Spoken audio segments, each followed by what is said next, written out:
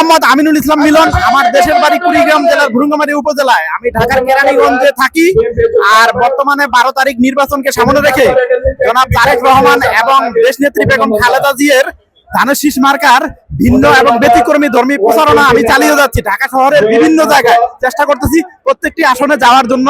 এবং আমার এই যে প্রচারণা আমি আমার নিজ খরচে করতেছি এবং নিজ উদ্যোগে। তো আমি যেদিক দিয়ে যাই, যে কোনো মানুষ আমার দিকে একবার হলেও ফিরে তাকায়। আমার প্রচারণাটা ওই যে বললাম যে আমি চেষ্টা করছি সবসময় যে ভিন্ন আঙ্গিকে নির্বাচনী প্রচারণা করার জন্য। কারণ কমন তো সবাই করে, কিন্তু সেদিকে কিন্তু মানুষ আকৃষ্ট হয় না।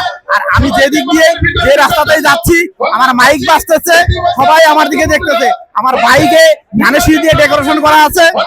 জনাব তারেক রহমান স্যার প্রধানমন্ত্রী হলে তার কাছে আমার নিজের জন্য কোনো কিছু চাওয়া নেই, তবে চাওয়া আছে দেশের জন্য, জনগণের জন্য, যাতে দেশের উন্নত বিশ্বের সাথে তাল মিলিয়ে দেশের উন্নয়ন হয় এবং সাধারণ জনগণ যাতে ভোগান্তি মুক্ত ভাবে, নির্বিচ্ছিন্ন ভাবে এবং সহজ সরল জীবন যাপন করতে পারে, কোনো জটিলতা না থাকে। স্বাস্থ্য খাতে উন্নতি, চিকিৎসা খাতে উন্নতি এবং শিক্ষা খাতের উন্নতি, সেই সাথে দেশের উন্নতি চাই আমি।